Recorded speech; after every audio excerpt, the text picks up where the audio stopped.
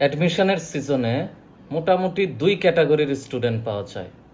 এক ক্যাটাগরি হচ্ছে সাবজেক্ট কেন্দ্রিক। সাবজেক্ট কেন্দ্রিক কেমন? যে আমি ওই সাবজেক্টই চাই। সাপোজ আমি সিএসসিতে পড়তে চাই, মানে আমি সিএসসি চাই, আমার সিএসসি যেখানে আসুক, বাংলাদেশের যেখানেই চান্স হোক, আমি সিএসসিতেই ভর্তি হইতে চাই, কোনো সমস্যা নেই। আমার একটা ফ্রেন্ড ছিল, ওর এইরকম চিন্তা ভাবনা ছিল যে বাংলাদেশের যে প্রান্তেই যাওয়া লাগুক সে সিএসসি চায়। আরেকটা ক্যাটাগরি হচ্ছে ইউনিভার্সিটি কেন্দ্রিক। সেটা কি? যে আমি অমুক ইউনিভার্সিটি চাই, যে ডিপার্টমেন্টই হোক, আমার অত কোনো ডিপার্টমেন্ট পছন্দ নাই, আমি অত বেশি বুঝি না, আমার যেই ডিপার্টমেন্টই হোক আমি সেটাতেই পড়তে রাজি আছি, আমার তেমন কোনো প্যাশন নাই, আমি ইউনিভার্সিটি চাই, অমুক ইউনিভার্সিটিতে চান্স পাইলে আমি অমুক ইউনিভার্সিটিতে যে কোনো সাবজেক্টে ভর্তি হইতে রাজি আছি।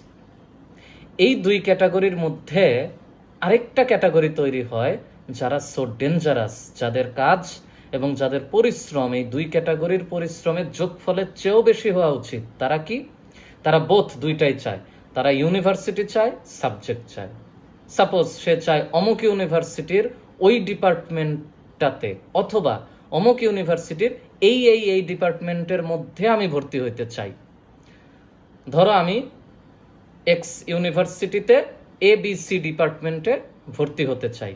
তার মানে সাংঘাতিক বিষয়, চিন্তা করো যে সে ABCর বাইরের ডিপার্টমেন্ট চায় না, আবার এক্স এর বাইরের কোনো ইউনিভার্সিটি চায় না। সাপোজ আর কি একটা এক্সাম্পল দিলাম যে এক্স ইউনিভার্সিটির ABC ডিপার্টমেন্ট A অথবা B অথবা C এর বাইরে আমি যাইতে চাই না। তো এই সাংঘাতিক স্টুডেন্টগুলোকে পরিশ্রম করতে হয়, মানে মারাত্মক লেভেলের। বাট আদার্স দুই ক্যাটাগরির পরিশ্রমটা মোটামুটি মডারেট লেভেলের হলেও যথেষ্ট পরিশ্রমই করতে হয়।